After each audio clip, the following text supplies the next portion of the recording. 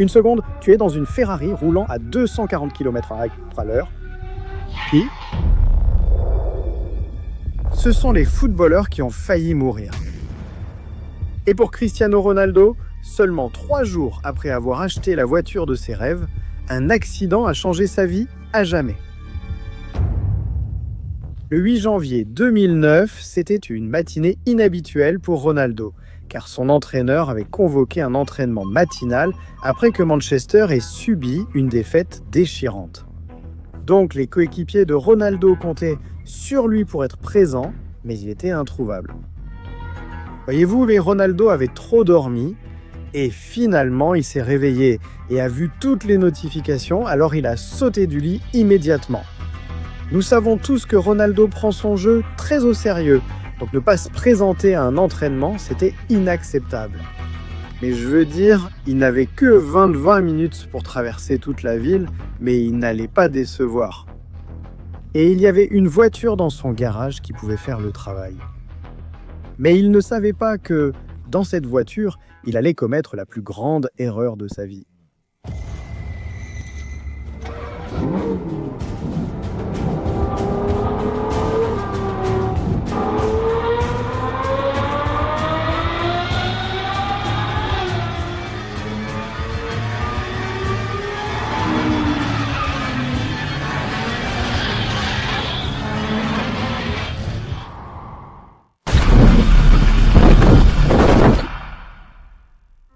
Merde mec, Ronaldo commençait tout juste à se faire un nom et maintenant il sortait en rampant d'une Ferrari complètement détruite.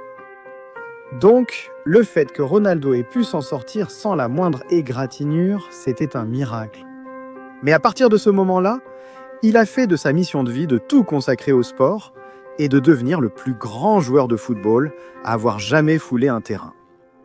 Mais ironiquement pour Lionel Messi, essayer de faire cela a failli lui coûter la vie. En 2017, Messi allait disputer l'un des plus grands matchs de sa carrière. Barcelone affrontait la Juventus dans un match très attendu de la Ligue des Champions.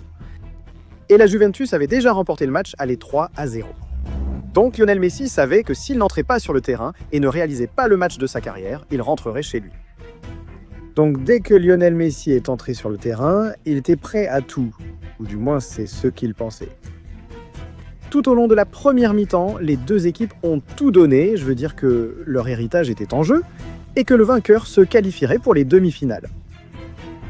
Alors ils se sont battus, donnant leur sang, leur sueur et leurs larmes, mais aucun n'a réussi à marquer le moindre point. À la fin de la mi-temps, Messi a tenté une dernière action d'envergure, mais cela a failli lui coûter cher.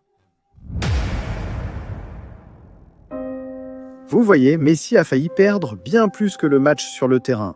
Les médecins ont réalisé que s'il était tombé seulement 2 mm plus haut, cette blessure au cou l'aurait tué.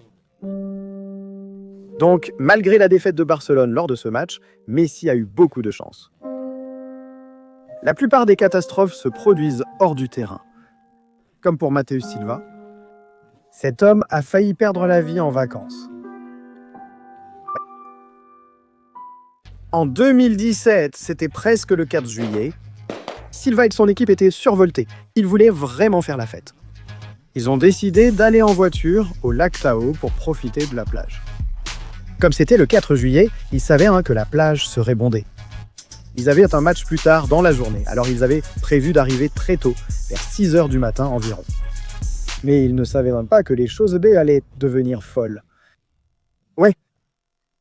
Le lendemain matin, les garçons sont montés ensemble en voiture, ont mis de la bonne musique et sont partis pour leur road trip. Mais dès qu'ils sont arrivés à la plage, Silva, il a complètement perdu le contrôle. Il a vu le sable, l'eau, et il n'a tout simplement pas pu se retenir. Je veux dire, il s'est senti comme un petit garçon à nouveau, et sans réfléchir, il a couru directement vers le lac et a plongé dedans. Et franchement, c'était plutôt beau. Je veux dire, la façon dont le soleil se reflétait sur l'eau. Ce gars ressemblait un peu à Michael Phelps là-bas. Alors les garçons l'ont regardé nager jusqu'au bouée. Mais c'est là que c'est arrivé.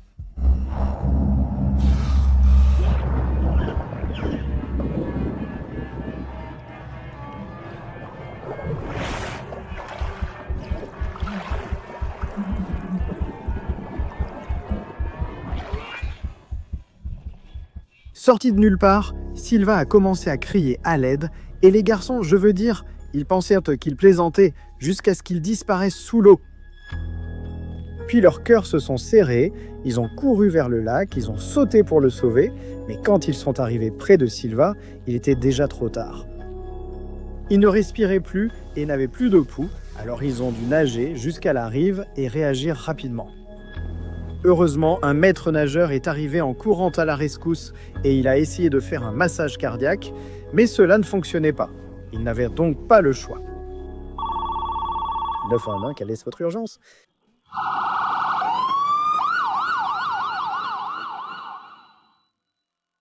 Deux jours plus tard, Silva s'est réveillé, mais il était étourdi, confus, et il s'est avéré qu'il était dans le coma. Voyez-vous, quand il a sauté dans ce lac, il était tellement excité qu'il n'a pas réalisé que l'eau était glacée. Dès son entrée dans l'eau, son corps a subi un choc provoquant l'arrêt cardiaque. Je veux dire, il a eu de la chance que ses potes soient là, parce qu'ils lui ont littéralement sauvé la vie. Et après qu'on ait appris que Silva allait se rétablir, son coéquipier Chris Wondolowski lui a rendu hommage lors du match suivant, en portant son numéro 38, et il a même marqué un but ce soir-là, pour lui. Presque se noyer, c'est quelque chose qui te marque à vie, mais ne même pas être sûr d'atteindre ton premier anniversaire.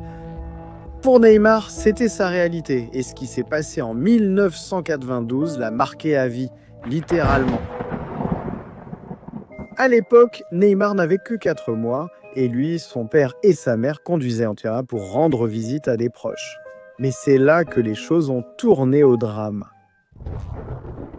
En vivant au Brésil, la famille montait en voiture dans les montagnes, mais soudainement, une tempête incroyable a éclaté. Et ce n'était pas juste la pluie habituelle qui va et vient, il pleuvait tellement fort qu'ils ne pouvaient même pas voir ce qu'il y avait juste devant eux. Puis sont arrivées les lumières.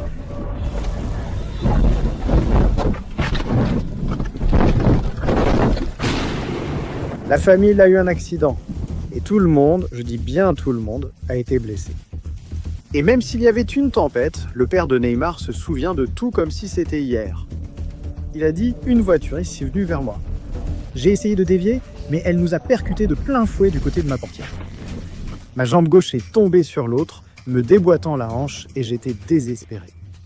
J'ai dit à ma femme « Je suis en train de mourir ». Mais ma plus grande peur, c'était la pensée suivante qui m'était venue en tête. Où était Junior ? Vous voyez, la voiture a été percutée si violemment que Neymar a littéralement disparu. Et la famille n'en avait aucune idée d'où il était passé. Son père a cherché partout. Dans la voiture, dans la rue. Dehors, dans les buissons. Juste rien.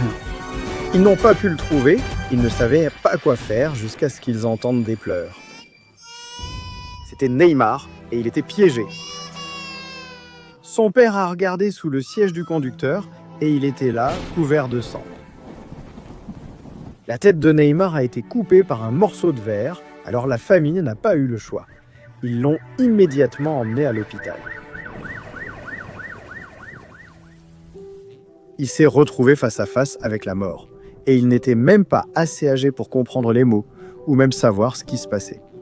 Alors, quand le père de Neymar a appris qu'il allait s'en sortir, tout ce qu'il pouvait honnêtement faire, c'était remercier Dieu.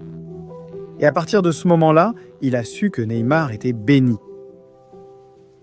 Maintenant, aussi effrayante que soit la situation de Neymar, rien ne se compare à Ángel Di María, qui vit chaque jour avec une cible dans le dos. Et dernièrement, là, les choses sont devenues tellement folles que des gens se sont littéralement attaqués à toute sa famille. Ouais. Au début de l'année 2021, Ángel et ses coéquipiers du Paris Saint-Germain affichaient tous de grands sourires. Leur équipe avait très bien commencé la saison. Et ils prouvaient que les gens avaient tort, mais la plupart pensaient en fait que c'était un coup de chance. Alors, quand le Paris Saint-Germain est arrivé pour un match très attendu, ils voulaient faire leur preuve, et pendant toute la première mi-temps, ils ont commencé en tête 1-0. Donc les choses s'annonçaient bien, mais ensuite, ce qui s'est passé, personne n'aurait pu le prévoir. À la 62e minute, les téléphones de tous les membres de l'équipe sonnaient sans arrêt. Je veux dire, c'était fou. Et soudainement, Ángel a dû être escorté hors de l'arène, en plein milieu du match. Que se passait-il ? Eh bien, sa famille a été en danger. Il s'avère que des criminels avaient repéré la maison d'Angel et ils savaient quand il serait absent. Dès qu'ils ont su que c'était le jour du match, ils ont vu une opportunité et ils l'ont saisie. Alors que seule la femme d'Angel et ses filles étaient à la maison, les criminels ont pénétré par effraction et les ont prises en otage. Et ils ont couru dans toute la maison, prenant tout ce qu'ils pouvaient trouver de valeur. C'est à ce moment-là qu'ils ont volé toute la collection de bijoux d'Angel, d'une valeur de 600 000 $, ont sauté dans une voiture de fuite et se sont échappés comme dans un braquage de Grand Theft Auto. Ce qui est fou, c'est que la maison d'Angel avait déjà été cambriolée auparavant. Donc, juste après ça, il n'a pas eu le choix et a engagé des agents de sécurité. Ce n'était plus seulement sa propre vie qui était en danger maintenant.